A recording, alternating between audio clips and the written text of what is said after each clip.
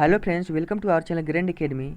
आज आपके लिए लेकर आए हैं very important objective multiple choice question. और एक क्वेश्चन जो हम बताने जा रहे हैं आपको, एक क्वेश्चन 2014 जैक बोर्ड में पूछा जा चुका है। 2014 में पूछा जा चुका है, वो भी किस बोर्ड में? तो जैक बोर्ड में, झारखंड बोर्ड में। ये झारखंड बोर्ड के विद्यार्थियों के लिए बहुत ही इम्पोर्टेंट, वेरी इंपॉर्टेंट क्वेश्चन है। तो आप बिना देरी करते हुए इस वीडियो को पूरा लास्ट तक देखें और आप एग्ज़ाम में बहुत अच्छे ढंग से ये क्वेश्चन आता है तो आप सोल्व कर सकें, क्योंकि एग्ज़ाम में प्रीवियस ईयर्स में पूछे हुए क्वेश्चन को बार बार एग्ज़ाम में रिपीट करता है, बार बार एग्ज़ाम में देखने को मिलता है। आप मिला लीजिएगा, बार बार देखने को मिलता है सब क्वेश्चन। और ये जो क्वेश्चन जो फर्स्ट नंबर का क्वेश्चन है तो बहुत ही स्पेशल आपके लिए, बहुत ही स्पेशल क्वेश्चन है। तो चलिए क्वेश्चन को पढ़ते हैं बिना देरी करते हुए।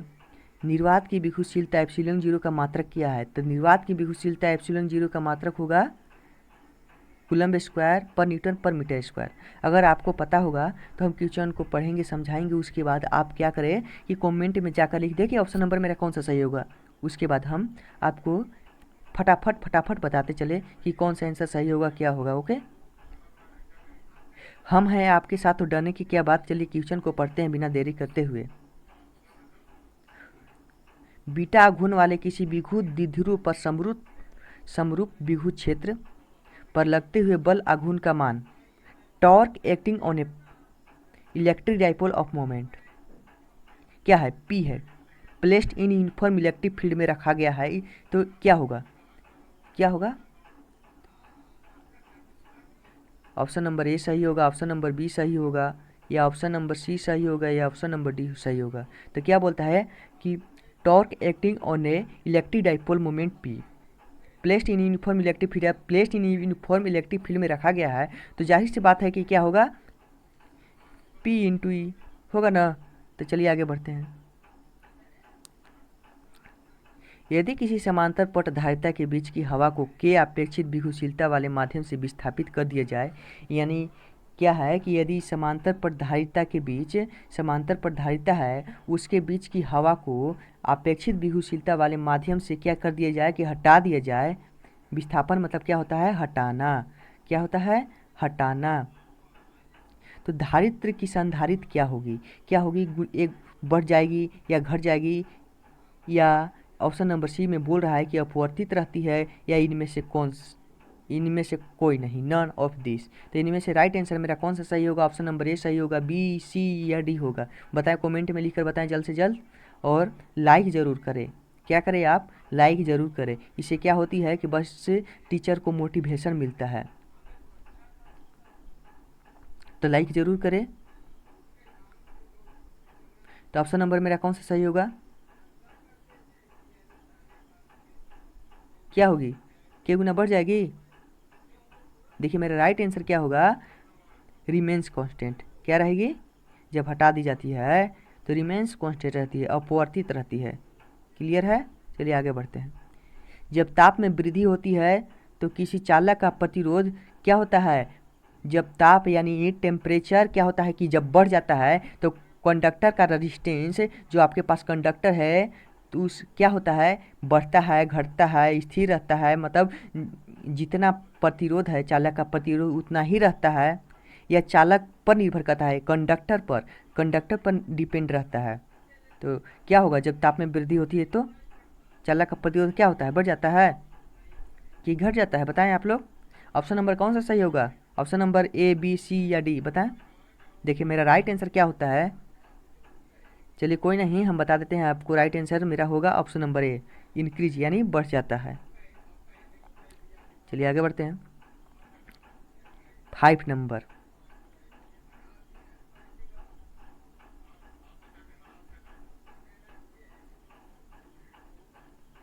किरचॉफ का संधि नियम किस भौतिक राशि के संरक्षण का प्रत्यक्ष परिणाम है? Kirchhoff point rule is a direct consequence of law of conservation of क्या होगा, एनर्जी पर या रैखिक लीनियर मोमेंटम पर या एंगुलर मोमेंटम पर या चार्ज पर। किरचॉफ का संधि नियम किस भौतिक राशि के संरक्षण का प्रत्यक्ष परिणाम है, बताएं आप लोग। एनर्जी पर, law of conservation of energy, या लीनियर मोमेंटम, या एंगुलर मोमेंटम, या चार्ज। राइट आंसर कौन सा सही होगा, मेरा राइट आंसर क्या है, चार्ज। चलिए आगे बढ़ते हैं। लोरेंज बल का व्यंजक है, लोरेंज बल का व्यंजक क्या है, Q E vector plus beta vector, या ऑप्शन नंबर बी, सी, या डी। इनमें से कौन सा आंसर सही होगा बताएं आप लोग। राइट आंसर क्या होगा, ऑप्शन नंबर सी ना, Q into E plus beta into भी वेक्टर होगा ना। तो राइट आंसर क्या होगा, मेरा सी होगा राइट आंसर। ओके चलिए आगे बढ़ते हैं। हेनरी का मात्रक क्या है, बोला हेनरी का मात्रक है self induction, mutual induction, both, दोनों है, या इनमें से कोई नहीं है। तो हेनरी का जो मात्रक होता है वो दोनों होता है। हेनरी का मात्रक क्या होता है, mutual self inductance and mutual inductance दोनों होता है। हेनरी का मात्रक दोनों होता है, self inductance and mutual inductance. समझ गए। निम्न में से किस विद्युत चुंबकीय तरंग का तरंगदैर्घ्य सबसे बड़ा होता है, which of the following electromagnetic wave has the longest wavelength. सबसे बड़ा विद्युत चुंबकीय तरंग का तरंगदैर्घ्य सबसे बड़ा कौन होता है, एक्स किरण, पराबैंगनी किरण, अवरक्त किरणें, या माइक्रो तरंग।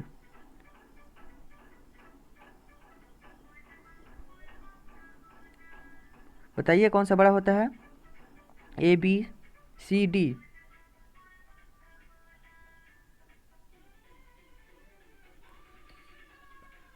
इनमें से कौन सा आंसर सही होगा, माइक्रो तरंग। राइट आंसर क्या होगा, माइक्रो तरंग। जब किसी लेंस को पानी में डुबाया जाता है तो इसकी फोकस दूरी क्या होती है, when a lens is emerge in water is focal length, बढ़ जाती है, घट जाती है, वही रहती है, इनमें से कोई नहीं। कौन सा सही होगा, जब किसी लेंस, आपके पास कोई लेंस है, लेंस से क्या होता है कि आप देख सकते हैं किसी चीज़ को, तो लेंस को जब पानी में डुबाया जाता है तो इसकी फोकस दूरी क्या होती है, बढ़ती है, फोकस दूरी क्या होती है, बढ़ जाती है या घट जाती है, कि वही रहती है, इनमें से कोई नहीं। तो राइट आंसर मेरा कौन सा सही होगा, जब जब किसी लेंस को पानी में डुबाया जाता है तो फोकस दूरी क्या होती है, कि फोकस दूरी इंक्रीज करती है। ओके, फोकस दूरी क्या होती है, बढ़ जाती है।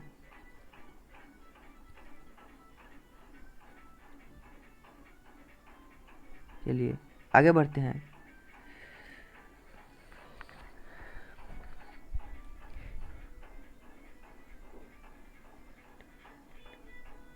निम्नलिखित में से किस घटना के द्वारा प्रकाश के सरल रेखीय गमन के सिद्धांत का प्रतिपादन नहीं होता, किस घटना द्वारा प्रकाश के सरल रेखीय गमन के सिद्धांत का प्रतिपादन नहीं होता, बताइए। रिफ्रैक्शन या डिफ्रैक्शन या पोलराइजेशन, किस घटना द्वारा। ऑप्शन नंबर बताएं कौन सा सही होगा। इस आंसर को सॉल्व कीजिए आप, कमेंट में लिखिए जल्द से जल्द। देखिए 10वां का मेरा क्या होगा, डिफ्रैक्शन द्वारा घटना के, डिफ्रैक्शन प्रकाश के सरल रेखीय गमन के सिद्धांत का प्रतिपादन नहीं करता, यानी ऑप्शन नंबर मेरा राइट आंसर क्या होगा, सी होगा।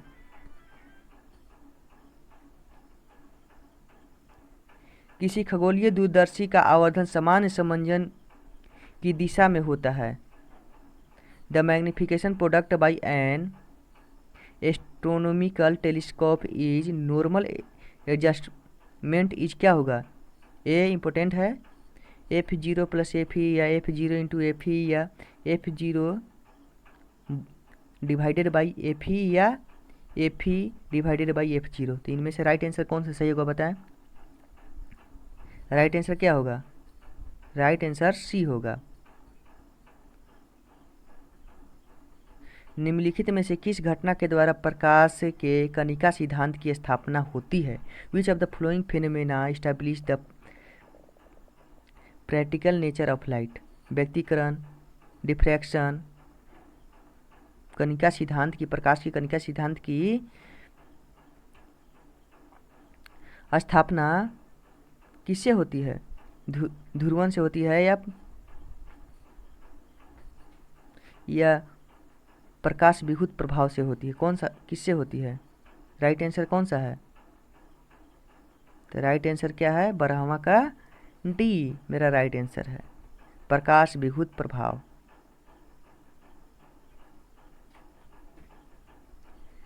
निम्न में से कौन चुंबकीय क्षेत्र के द्वारा विचलित किया जा सकता है? Which of the flowing can be deflected by applying magnetic field?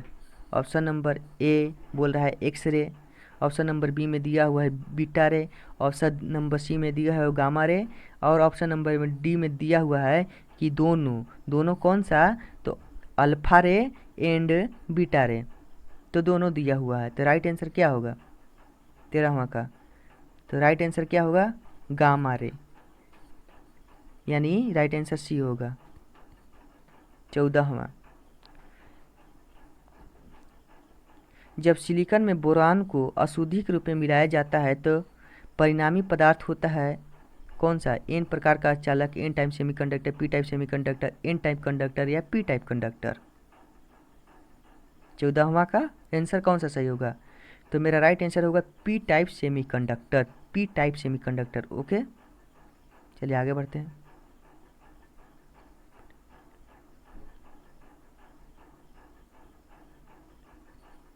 निम्न में से कौन सा तर्क द्वार सर्वाधिक तर्क द्वार है? Which of the following logic gate is a universal logic gate? कौन सा है? OR gate, AND gate, NOT gate and NAND gate. देखिए, इससे तो एक क्वेश्चन हर साल रहता है एंड रहेगा, तो इनमें से कौन सा आंसर सही होगा बताएं? तो ऑप्शन नंबर मेरा राइट आंसर होगा ऑप्शन नंबर सी। ऐसे ही वीडियो के लिए मेरे साथ बने रहें।